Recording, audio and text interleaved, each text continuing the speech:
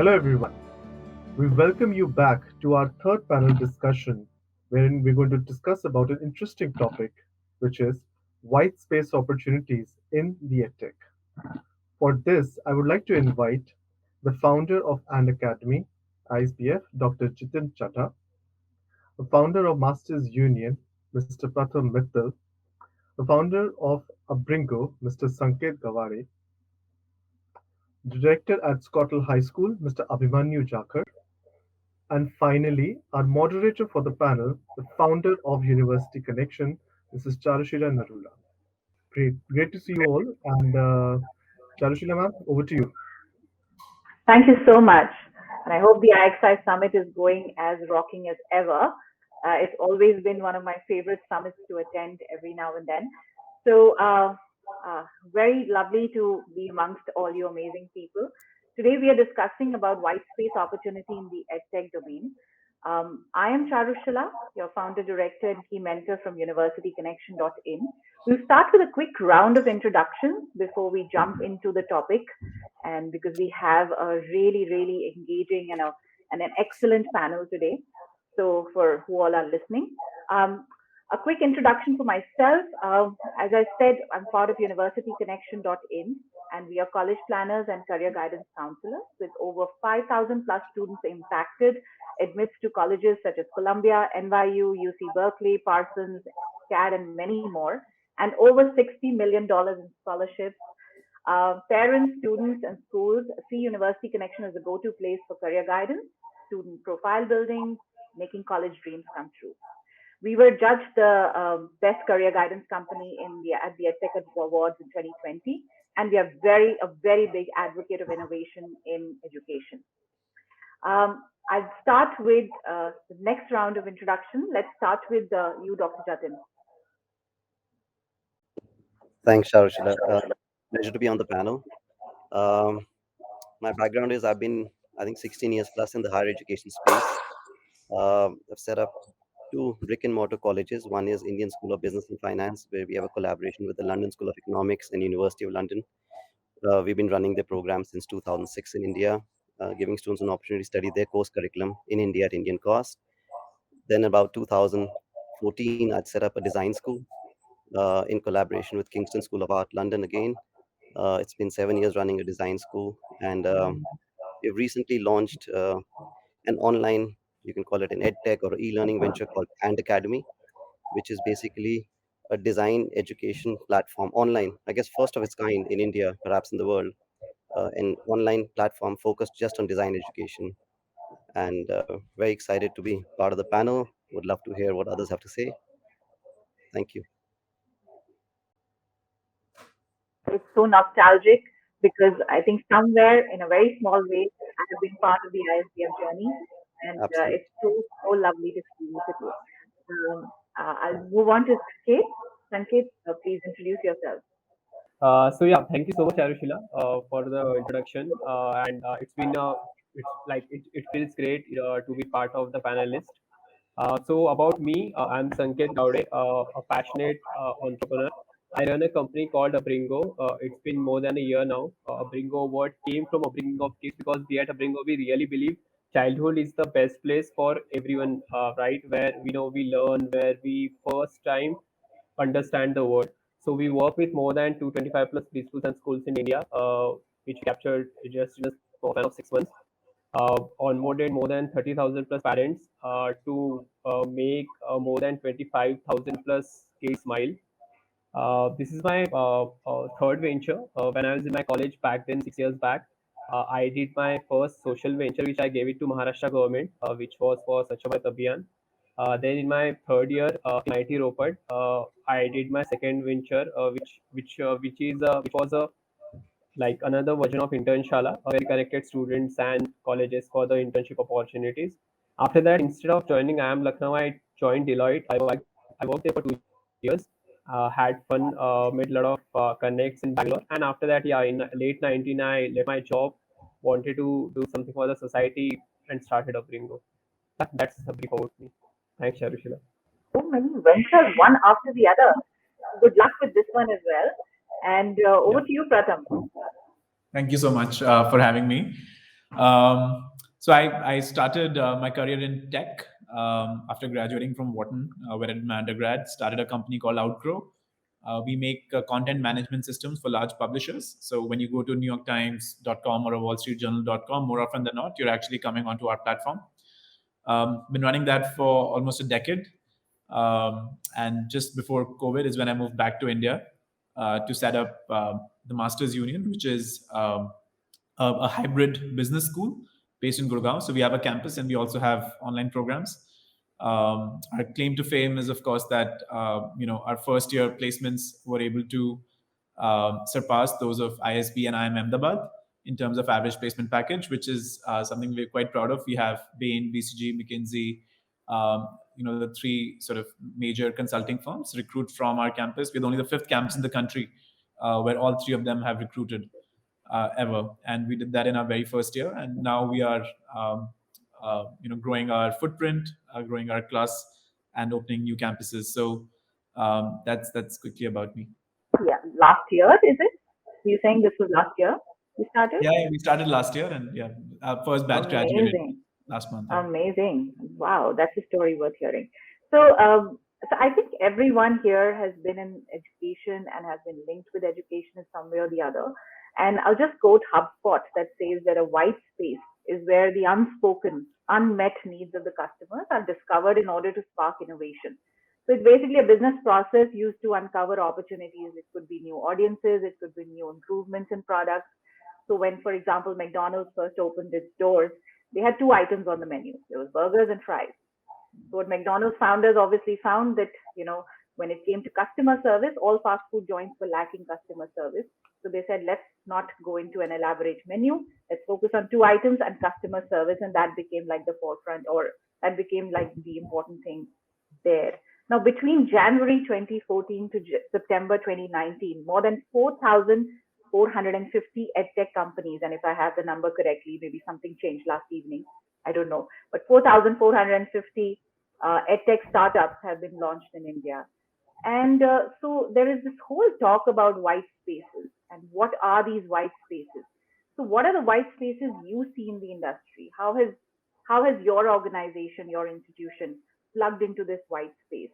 If you could just throw some light on that. We'll start with you, Dr. Jitin.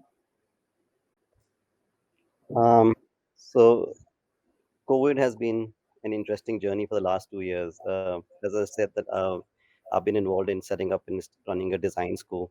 We offer 4-year undergrad programs in fashion design, interior architecture design, communication design, and many more. And that's been a fantastic experience. And at least 2 years ago, one would have never thought that can you teach design online, because you require studios. We teach through projects. We have a very unique way of delivering design education on our campus. If you come to a campus, there are no classrooms, they're just large studios. So students work collaboratively, project to project, throughout the entire 4-year degree. And COVID, of course, pushed us to teach design education online. And that has been a tremendous learning journey. We invested in good technology, upskilled our team because of our collaborators. They helped us a lot with the learning and development teams in UK to upskill our faculty to teach online. And we realized that we gained a new skill. We could effectively deliver design education online, which we thought would have not been possible if you weren't thrown into that situation. And another thing we realized is that after building a large brick and mortar campus of 75,000 square feet, all we can do is take in 250 students a year, right? Because the campus, has not much capacity. It's expensive to teach that course. Students have to pay reasonably high fee because of quality of faculty, infrastructure, faculty students ratio. And one thing I felt that design is still an underserved market in India. Not many people have realized how valuable good quality design education is to their careers. Our students have done phenomenally well, particularly when you talk about design and technology, UX, UI, motion graphics, and many other fields. And we really wanted to create something which could have impact at scale. So basically, we based it on a philosophy of making design education accessible, affordable, and market relevant. So what we picked up are the most market relevant courses, because we've been dealing with the placements for our students for the last 6-7 years. We knew what there's a gap in the industry. There are tons of institutes throwing out coders, tons of online programs to teach you how to code. Very few good courses on teach you how to design, right? And today we know that an app is not rated on how well it's coded. An app is rated on how well the user interface is, right, and the whole user experience. And I think design is a great, you know, place to learn that. So I think we put all our experience together and our learnings over the last 2 years of online design education, created courses which are maybe 20 to 25 weeks in duration, for upskilling, because I really feel what India doesn't need is another degree college. What India needs is more upskilling, right? And continuous upskilling. You could be a front end web developer. If we could teach you UX, UI design, that could change your career. You could be a marketer. You could learn digital brand communication. Such are our courses at Ant Academy. And the idea was accessibility, because we felt that, you know, Bharat, right, is larger than 3 or 4 metros. We and if you look at learners from tier 2 or tier 3 cities, the access to good quality faculty is very limited for them. But online synchronous teaching is what we're in. So we give real time collaborative experiences. It's not pre-recorded courses, because we don't think design can be taught that way. You need to give feedback. You need to work in groups. So it's a cohort based community that we are creating. And we got one of the best part about online is that we are able to recruit faculty not just from India. We have people from New York and London who are equally happy to be facilitators. We have a number of people who work in Adobe and other large companies as senior UX UI designers, because our classes are 7:30 to 9:30 in the evening, thrice a week. So we can get a not just an Indian but a global community of learners, but also a global community of mentors, which is fantastic, right? You would never been able to achieve that in a brick and mortar setup. And again, we try to make the courses affordable, and we've tied up with a lot of financing companies' education. So, learners can learn at, 6, 7, 8,000 rupees EMI. So it needs to meet a criteria of, democratizing good quality education. Affordability should not be a criteria. Location should not be a criteria. And access to the very best of faculty and mentors is, and I think the online platform really has given us that space to experiment in the last 2 years, learn from it. And yeah, we're very excited to offer such quality courses to the masses, and particularly working professionals, because many times if you didn't do design in your undergrad education or something, you don't have to give up your life to upskill. If you have a passion to learn interior design, we'll teach it to you. Yeah. So very, very excited about that. And yeah, so That's basically, I'm yeah, the picking whole up two really relevant keywords from what you said, and that is market relevance and democratizing education and quality education. So bringing it to everyone, and I think that's going to be at the cornerstone of this country becoming a very different space in the next 10 years. And so I think keeping that ethos in mind, Sanket, you're doing some amazing work at the early childhood level. Yeah. So, what, according to you, are the white spaces you see in the industry, and how has your organization plugged into this space? Yeah, thanks for the question. So I guess biggest white space in itself, it's the early education ecosystem in India. Two primary reason. First, the government setup, right? So as per government, the education starts from age 6, but not from age 3, which is the first class, right? So the thing started from there, and even the companies and corporates who have established, the major focus was on upper standard classes, because here in the early education, students are not the key but the parents, right? So that has been the white space, now I guess which has been filling up by a couple of startups in India recently. So I guess that's the biggest thing which everyone should focus on, because childhood start, like education and everything, it starts from the young age, right? It starts from a childhood, everything, our values, our ethics, about how to learn and everything. And what we understand at Upbringo is, it's not about just teaching the kids, right? That's the second step. The important part is making the parents aware of how the growth is happening, what they should do, how they should contribute to a child's growth. So we primarily engage preschools and parents for the betterment of kids, because I guess that's the first step towards contributing to the upbringing of children.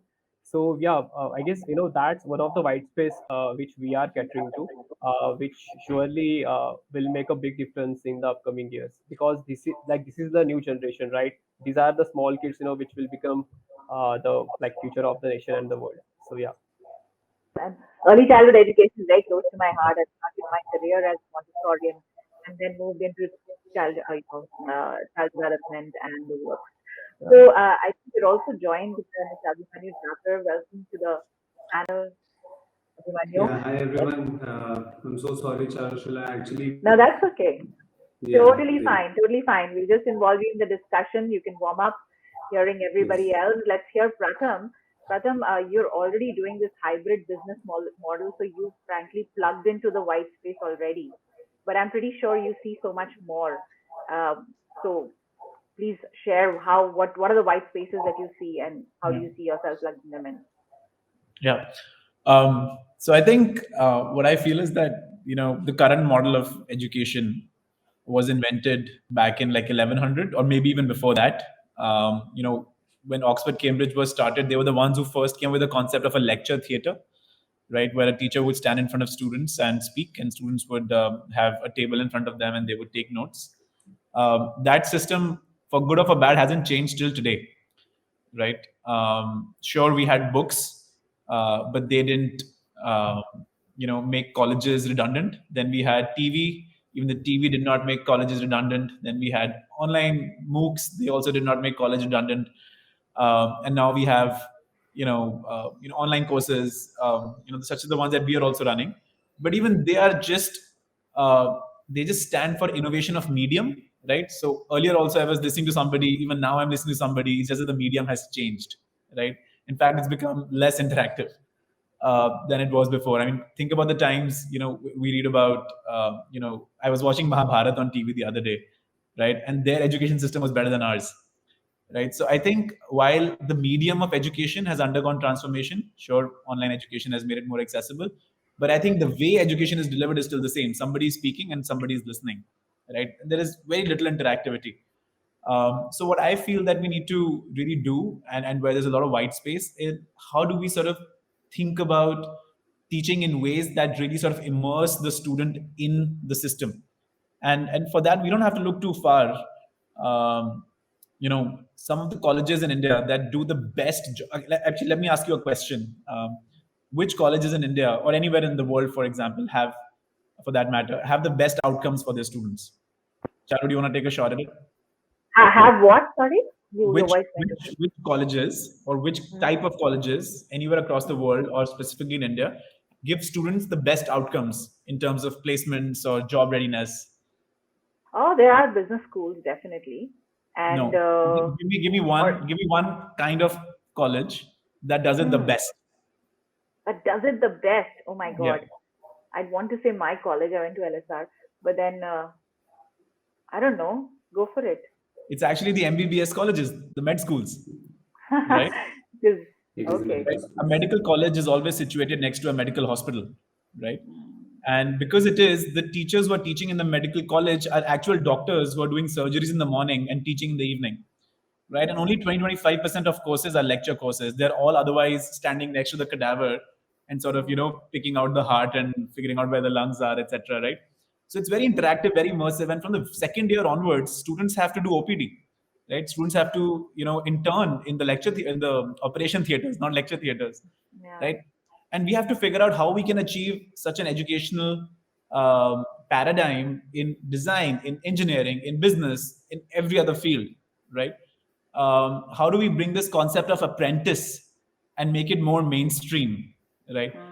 I think once we have figured that out, online or offline, I think that's when we would have truly transformed education, right? Mhm. Right now, we are still just working on access, which is important, but I think very soon we'll have to graduate to working on impact, right? Which is still very Ama- low. Amazing. So I think the two key words here are immersive education, which is linked with apprenticeship. And once we start doing that, we're obviously then going to be solving the real world problems and not just, of course, reaching out for access and all. Very well said, Pratham. You got me there. And Abhimanyu, why don't you share, of course, please introduce yourself also and also share the white spaces that you as a school, for example, are tackling today. Right. So first of all, I would like to thank you, Charushila, for introducing and giving me the opportunity. Well, we started Scotle. We did the research initially in 2017-18, and we came up with this concept that we have to work on the 21st century of the children. So we integrated the entire curriculum in the name, and we took Scotle from School of Talented. Doing a lot of research, it went on that we should have a very different name where the entire pedagogy it can be in the name itself. So like our S stand for 21st century skills, C is CBSE and IB way. So the board here, because India preferably most of the schools, most of the higher institutes, they prefer a CBSE board. But then we wanted to give maximum exposure to the children to the foundational skills, right from pre-primary and then from preparatory to preparatory classes. And as we move towards the middle grades and higher grades, the focus shifts towards more of academics. So technology, again, when technology, so it is technology-based school, technology-based classrooms, and then we have our L. It is leading a happy life. So the children are taught right from the time they enter the school that why happiness is important or how we can be more satisfied with our learning process.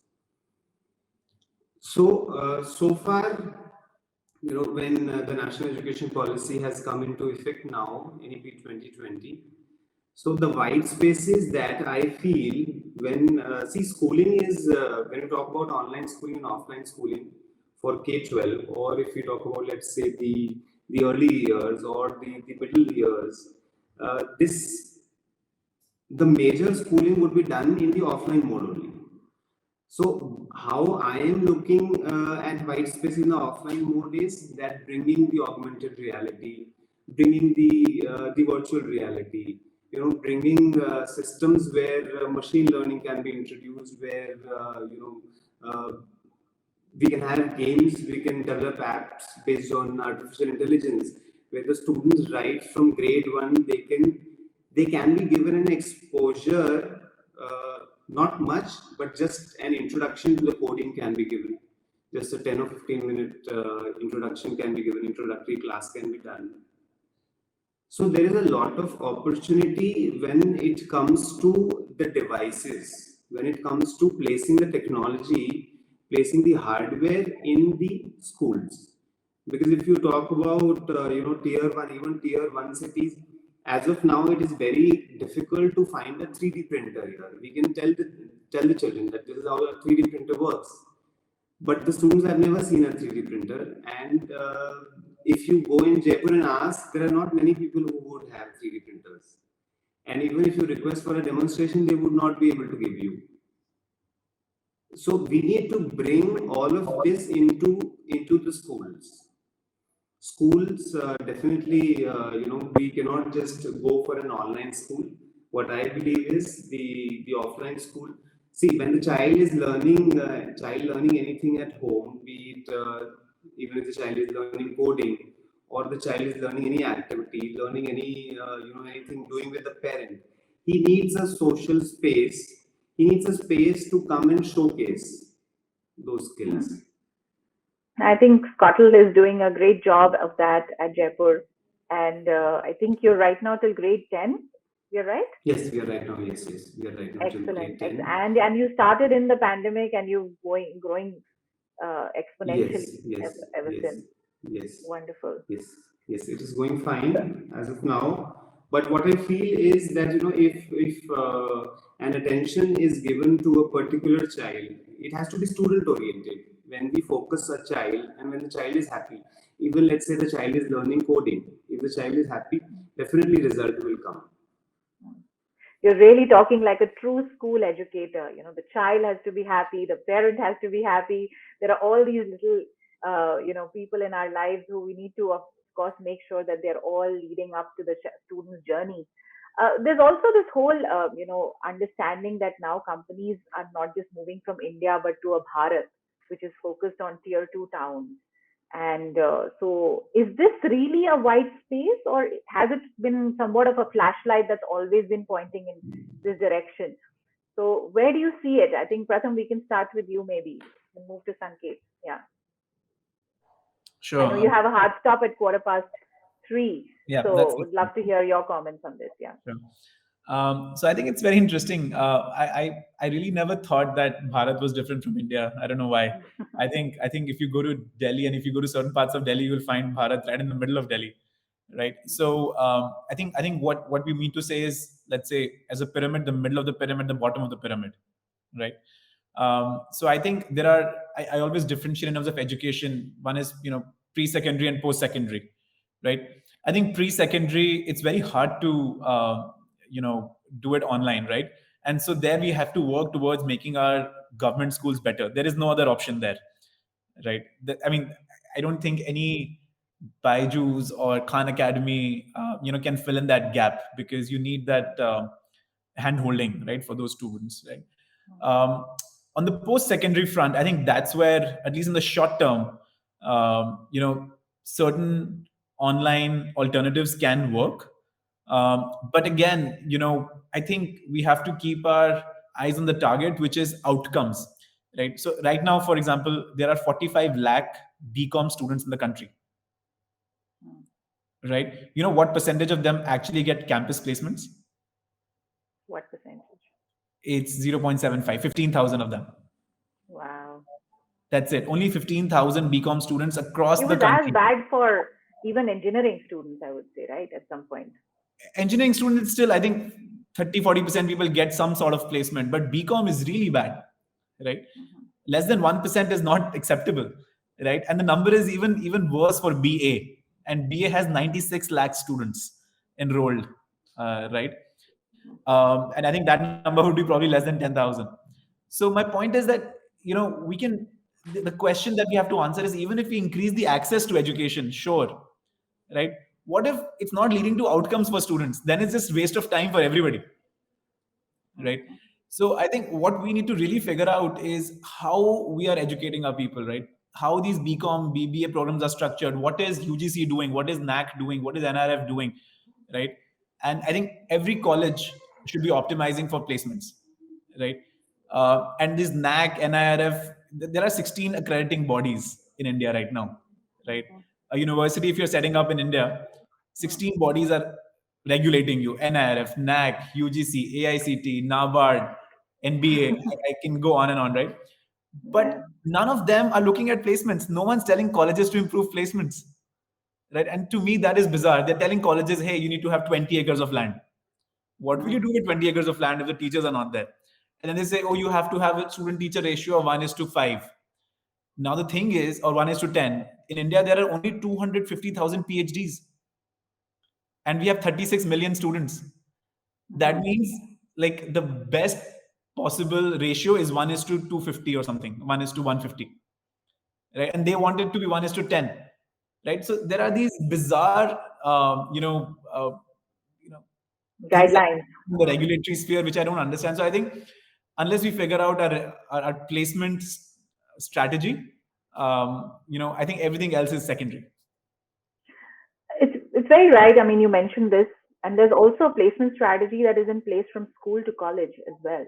Because I work very strongly in that space, and you'd be surprised to see that even today in tier 2 towns, particularly, there's a psychology teacher or an English teacher who's also labeled as a counselor. And so she has, for 10 different responsibilities, so to say. And and she's expected to, therefore, when a student walks up to her and says, I want to study in Germany, she's expected to know that, but obviously she knows she's just an English teacher, or she's good at what she does as a subject. So frankly, when it comes to even assessing quality of schools, quality of placement from schools to colleges, I think it also has to start somewhere there. I mean, that's just my 2 cents, because I see that there's a big gap as far as within the counseling space as well. And that's why you see, college guidance becoming this big thing to talk about. And at least we are trying to plug in some of those. Again, we are a very small fish in the sea right now. But through this virtual platform, last year we launched something called UnivReach, which was an online university fair that actually went to different tier 2 towns, and we covered close to 250 plus schools in the country, different zones. But again, it's just a blip, in a country like ours. And it again starts at the very nascent level where Sanket is. I think, he's in that space of early childhood education. So Sanket, where do you see your audience coming from? I was looking at your website and I see institutions, students, and parents from tier 2 towns also. So Yes. So Charu, interestingly, our majority of the target audience, even 70%, like came from tier 2 cities. There is a reason behind it because see in tier two, tier one cities, the already awareness is already there, right? Parents are already aware. Schools have that technology. They have qualified teachers, right? But we when we go to tier two, tier three, and tier four, the problem starts from the schools itself. First, like, does any teacher want to shift to tier two, tier three, or tier four to teach the students? No, their first preference is to go to tier one and teach the students, right? Second, do technology companies are entering tier two, tier three, tier four? Again, no. They target tier one first. Become like try to become profitable because it's easy to have your team there, right? Schools are still running in a traditional way. In like as you said, right, India and Bharat. I see there is a huge difference. At least in this sector we are working on. I mean, right from using the technology to providing the education, and even parents are. So let me give a quick example, right? So if we see a premium schools in India, right? Apart from the studies or the educational content, they do focus on extracurriculars, right? They do focus on other activities, right? As Abhimanyu correctly mentioned. But if we talk about the budget schools or private schools, first they don't have funds, and second, if they do have, the parents mentality, it is still to just to get the marks, right? They actually don't care about the other stuff. So right from awareness, there are tons of problems which needed to be solved, and that's why I guess it is the white space, because more than 75% of the students come from those cities only, right? So we can't actually ignore, rather we should focus more on them. So just the way Misho did, right? From like for even Misho, I guess half of the audience came from tier three cities for them. So I guess in the coming decade, possibly like the companies who solve problems of these, Bharat, I guess it's a blue ocean for them, for the companies as well. So yeah, looking forward to solve those problems. Like I hope Excellent. entrepreneurs will come You're forward. using all your management jargon there, yeah, blue ocean, red ocean strategies there. And so I think there has always been an uptake at least ISBF and IAB from tier two towns, Dr. Jitin. So what do you have to say about this? Is this a white space at all? And should colleges and universities be looking at this very strongly? Not just your institutions, but otherwise as well. So you're talking about reaching out to tier two and tier three cities Yeah. Yeah. through the traditional model or online? Either Um, ways. See, Either way, online obviously is easier. Mhm. yeah. I mean, at least in our brick and mortar setup, right? Our admission criteria has no bearing on where you come from.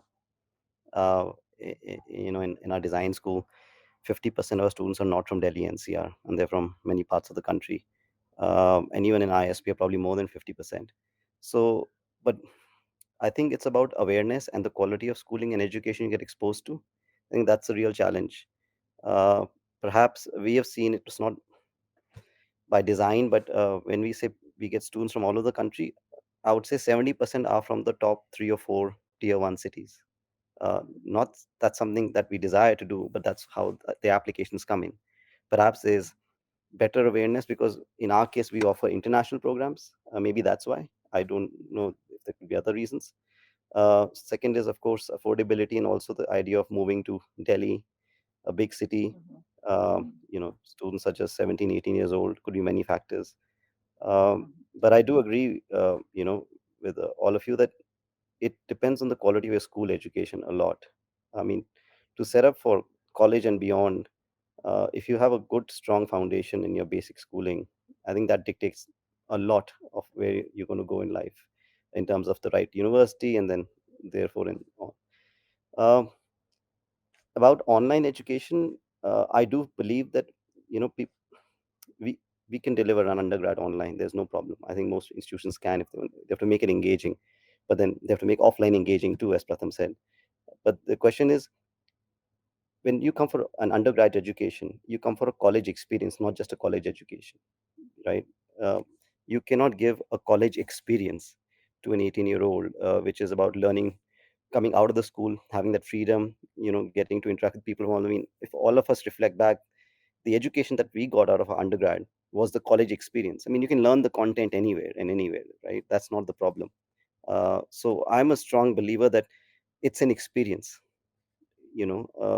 I always tell people examples of, you can always order take away from your favorite restaurant from Zomato, and then you go to the restaurant and eat. It's an experience. right? So there is an experience and there is consumption of content. So I think we have to differentiate between the two. Our particular focus with And Academy is really looking at beyond undergraduate education, upskilling needs, because you've had that college experience. Now you just need to upskill yourself. So you're not looking for, you know, you just want something quick and short that can upskill you, change your career trajectory for the better. So personally, I cannot really comment about K-12 education because I have very limited experience there. But I'm a strong believer that K-12 education and even undergrad should be a physical experience where you're with a lot of students, and there's so much learning that happens outside the classroom, right? Which I don't think Absolutely. I think totally. I think we all would resonate with that. That it is all about the experience and not just the consumption of content and information that we are at. And I think because you're running a school, Abhimanyu, and it's something that has just been put into place, and there have, I'm sure, been challenges. You already started in the pandemic, so you were obviously operating online, and now moving to the offline model and in person. So how do you see this whole thing pan out in terms of consuming content versus, let's say, the experience of it all? As your thoughts on this? Right, right. Yeah. So, yes. So I would like to, as Sanket and Pratham, they have spoken about these courses, and Mr. Jitin has also mentioned. First, I would like to give some facts. In India, we've come with this policy, which has taken a lot of years. Now, as Pratham said, that we are not having, the graduates are not able to go for jobs. They're not able to find jobs, or they're not trained well. So the gap is in the quality of education right from the beginning. When we see our preparatory classes, when we see their basic numeracy skills, basic literacy skills on a pan-India level, they are very, very, very below if we compare it to the other countries, other nations. If we talk about the international assessments, I mean, I should not be saying it, but we rank the lowest in all of them.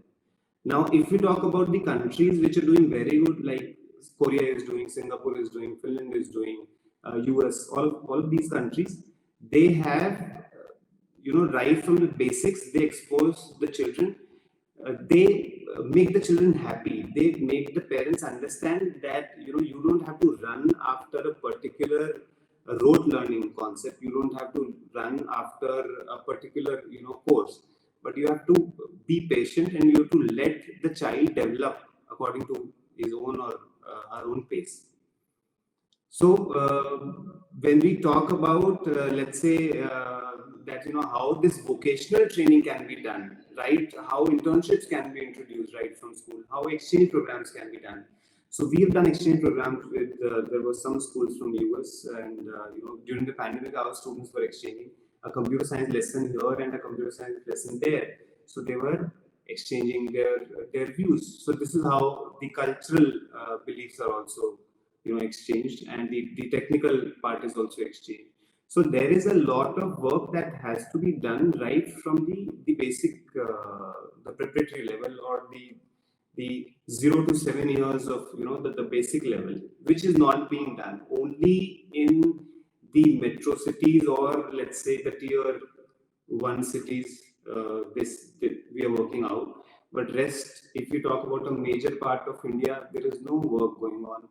In the last 2 years, Is it because you don't have people wanting to come to tier 2 cities to offer yes, those services? yes, Or yes, most of them yes, want to yes. center, yeah. Okay. Yes, because we do not have, the government policies are again very slow. So there is no implementation. Even if NEP, they talk about the implementation is going to take place in a decade, 10 years. So I'm not very sure. Just what could be done is, I just have this, the entrepreneurs, they need to move to the cities, the tier 2 cities, or further towards the Bharat, and come up with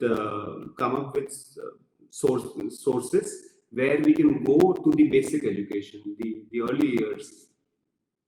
Mm-hmm. All right. Well, I mean, frankly, coming to the edtech question of things, of course, the education sector in our country requires a lot of reform. And we can all see that in our own little ways, we are all trying to raise the bar, set benchmarks and make something happen. But whatever said and done, the Indian edtech startups raised more than 1.43 billion across 100 deals in 2020. And that's the fact of the matter. So of the total fundraising, everybody knows Byju's raised around 57%, followed by Unacademy and Vedantu. And and of course, this is booming. Now, all of you are in your particular domains, and if this was, let's say, a rapid fire round, and I simply asked you that, if you were not doing what you are doing right now in your particular institutions and spaces, and you had to pick one more white space, what would that white space be? You know, where would you put your money or your time? Dr. Jitin. So where would I put my money and time? I'm not sure I'm the right person to do it, but where I'd put my money is people who can make more affordable online courses in vernacular languages. Wow. Right? That's where I'd put my money and my Mhm. time in what some sense, but that is not my area of expertise. But I think that's Mhm. that's a tremendous space. I think majority of the people are focusing on English taught content, but vernacular has a tremendous scope at a Bharat level. Uh, the challenge, Amazing. I mean, slightly going beyond Mm. the question, Charshila, is that Mm. the challenge is while pre-recorded courses can become very economical because there's one-time cost of content development. So it can be very economical to do it at scale, which what Bharat needs, right? Very economical Mhm. courses. But it's not the best way to learn, right? You need to have real-time interaction, and then the problem that's the challenge. We are not able to think of how to crack that. In our case, in and academy, we're doing online synchronous teaching, where we get the real faculty content and have an engaging. And we don't want to make sure that the class size online is more than 30 people because then the engaging part goes away. But then all those things drive up cost tremendously. So Mhm. I don't that's a huge challenge is about pre-recorded content, economical, real-time interactive, collaborative learning, not so economical because of the cost structure. Uh, Obviously, I believe the later the real-time interactive sessions is where deep learning happens. But Mhm. I think what Bharat really needs is something which is very, very affordable. So probably vernacular online. Amazing. In fact, the first thing that came to my mind was teaching someone how to cut hair online. You know, so you do There are that in companies various who teach languages. makeup and they're doing phenomenally well. And the raise, Yeah. if rounds of funding raise is the benchmark, then yeah, lots of them are there in many vocational places. Interesting, interesting. Affordable vernacular. Well, if our listeners are watching this particular panel discussion, you should make note of these white spaces because these are the stalwarts who are actually mentioning them. Abhimanyu, what do you think? Where would you put your time and money? You don't have See, to. You're I not making feel a commitment one today. is vocational. Yeah. Mm-hmm. One is vocational training. So collaborating with Mm-hmm. institutes who can provide vocational training to schools and take it to further into the rural areas, or if we can say tier three or tier two cities. And the other is providing a robust hardware. Even here, I'm sorry to say, the network is not good. That is what the challenge was. We have a good broadband, but somehow it crashed today morning, and since morning we're trying to fix, and it is not working. So one is a robust network and a supply of hardware, and then something with the vocational training. All right. So networking and just working around that or vocational training. All right. Interesting. Sanket? Yes, if not this, so being a product guy, okay, so right now, inherently, if we see, right, since decades or since, like hundreds of years, whichever the activities, everything is social, right? Even like when we go to school, we learn along with the students. Like when we go to movies, we go like along with our friends, right? When we play a sport, it's a team sport. So you take any, even when we go for a shopping, we go with someone like, our family members or and all, like, so by inherently, as a human being, we love social things. Like we love to socialize. So if not this, I would be building a maybe a social community. Like Flipkart was there, right? A commerce platform, but Misho still was built, which was a social commerce. Then many fintech platforms are there, but now many are preferring like I should learn, I should like do anything online, but along with my community, my friends, like-minded people. So I guess I would have been doing that, or maybe in future we will see me doing that, Rushila, or building a social plus platform. So, yeah. All right, and maybe that could have been the vernacular languages of various kinds, and maybe that could combine vocational training. So Yeah. perhaps all three of you could be collaborating at some level. Frankly, if it were on me and we had to create something new, I would want to create an ecosystem, a platform where it makes easier for every tier two, tier three town, school especially, to access college planning and education. Right now, at a pro bono level, we are supporting certain schools, certain NGOs rather, and this is particularly Udayan, to let's say bring access or let them know about colleges and universities that offer 100% scholarships to international students. And why should not every school know about these scholarships? And why should they not have access to some of this information? It beats me. It's obviously, there is a lot of information out there. So if you type on Google and say that, scholarships for international students or 100% scholarships or full rides to universities, you will get a whole listing, but it will obviously confuse the hell out of you because you're not entirely geared into understanding that information. So, particularly a platform that just makes it easier for counselors to access and um, dig into a lot more information so that he or she can guide that particular school or university much better. So we'll I'm sure talk about these ideas going forward. But let's say every edtech venture is aiming to be a unicorn today, right? And so as a last point, I would say, what would be your advice to future entrepreneurs in this space? So we can start with you, Abhimanyu. This time. So, Any future, advice? yes, yes. The advice is that in the coming 10 years, see, rote learning will go entirely. Rote learning will go. We have to have a concept clarity right from the basic level. Apart from this, we will have a hybrid mode. Definitely, the pen and paper might also go. The pen and paper might go totally, not 5 years, but from 5 years to 15 years. It might totally vanish. So when we talk about this, hybrid mode will evolve. So definitely entrepreneurs can look into introducing such platforms where the children can take an advantage when they come to the school. So when they are in the school in the offline mode, they should be having devices. They should be having programs based on artificial intelligence, machine learning, and all the languages where they can take advantage of it when they are home. So hybrid Or learning will definitely involve. We cannot. There is no escape. okay. Sanket, your advice to future entrepreneurs? Yeah. I mean, I'm still a early entrepreneur. But Hmm. advice would be whenever you pick a problem, right? Right now I have seen a couple of people who just builds a company like for the sake of it, right? As an entrepreneur, you should always focus on solving a problem. The problem should be big enough, so that you can put your energy, time, everything into that. That's the first thing. Identify a big problem, and living in India, we have tons of problem, right? Just look around, you will get to see. That's the first thing. Find the opportunity. Second, and the most important thing, you have to be passionate, right? You should have a real passion to solve that problem, because in the entrepreneur journey, a lot of ups and downs come. I guess those who are experienced here, right? I guess Dr. Jitin and Abhimanyu can tell more about this. Even you, Charushila. But with experience, we see ups and downs come, right, in throughout the journey. So you have, like, your passion should be there with you. I guess that will drive you to achieve the goal. So yeah, I guess these two things are enough. And entrepreneur will anyway find out a way if these two things are in place. So yeah. Awesome. So having a nose for big problems is the thing. Yeah. All right. Yes, Dr. Jitin, your advice.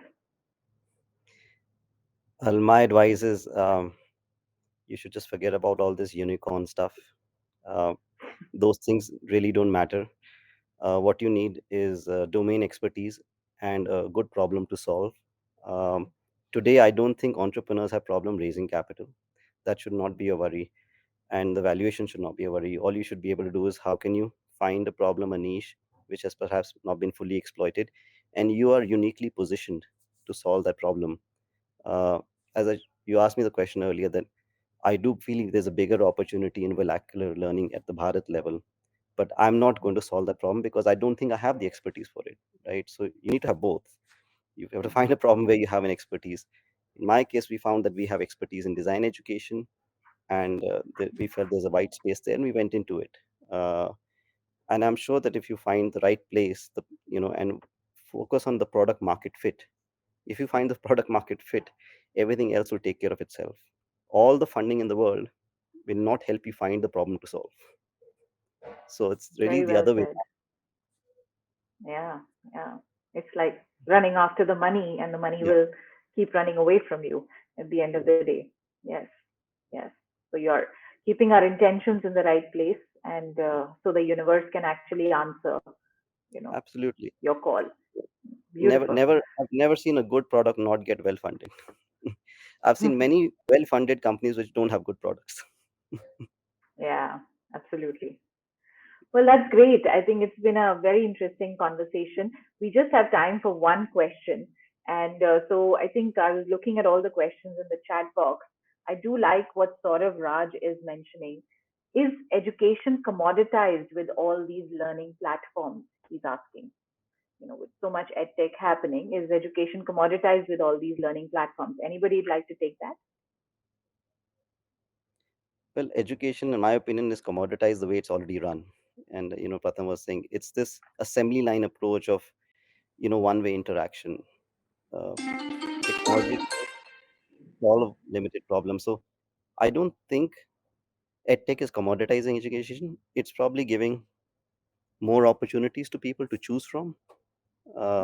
Today, a student in a tier two or tier three city has the access to their school, but perhaps has so many there's so many opportunities for them whether they want to learn coding or something else or supplement their education. And I'm sure not all products are great, but the point is, would you want this opportunity to exist or not exist? All of them will not be great, but I think it will only add value that they exist, and in the long run, only the ones who offer quality, will survive. So True. So it is becoming a crowded marketplace out there, but very soon the consumer will decide which one stays. But just to follow up to that, sometimes because it's an edtech space and we all know about SEO, SMO, there are certain companies that obviously invest a lot more into that domain and therefore are on top of search engines.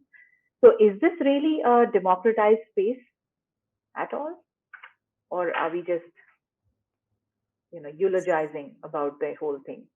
so the examples you're talking about do get a lot of media coverage. uh, and it's, in my experience, it's always the quiet ones who are doing something good will eventually get large student numbers because of the quality of stuff they're doing, and over time I think they will definitely emerge. I mean, it's a new space, so it's like the gold rush. Everybody's at it, a lot of money is being thrown at it.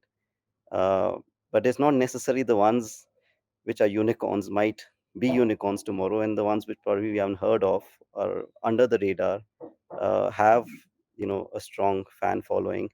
I mean, if you just reflect back from a tech point of view, the products we love, let's say Google or Facebook or Instagram, they only became popular because the users love the product, not how much money they spent on marketing and advertising. I think people just Mm-hmm. tend to forget that eventually it's the user uptake which matters. Maybe perhaps in the short run, doing fair amount of branding, marketing, brute force money being thrown at it Mm-hmm. can get you visibility. But it's interesting. We'll see how it plays out in the next 3-4 years, and I think in the next 2-3 years we will get to see whether those are the companies which have really solved the problems at scale, or the ones which we don't know about today. That's so true.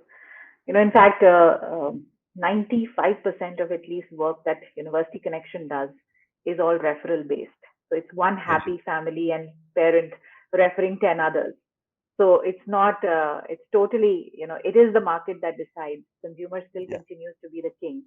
And SEO or no SEO, people will find you if you're doing some good work. So I think with that, I think we call it a wrap. But before we call it a wrap, I want to introduce you to this guy. This is not just a stuffed toy.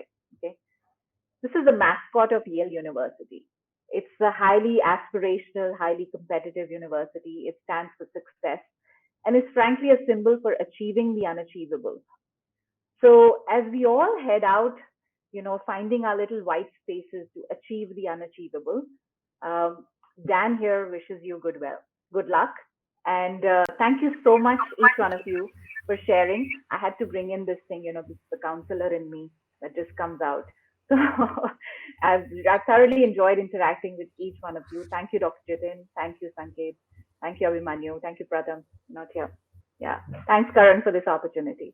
Thank you so much, Charushila ji, and thanks, Dr. Jitin, Sanket, Abhimanyu, and Pratham for this amazing discussion on white spaces. And I personally believe that whatever the points that we mentioned are a complete eye opener for everyone who's there at the audience. And what do you think of Abhimanyu? What is your take on that? Definitely, I think it's been one of the most enriching and enlightening discussions we had so far. So thank you Great. all the participants once again.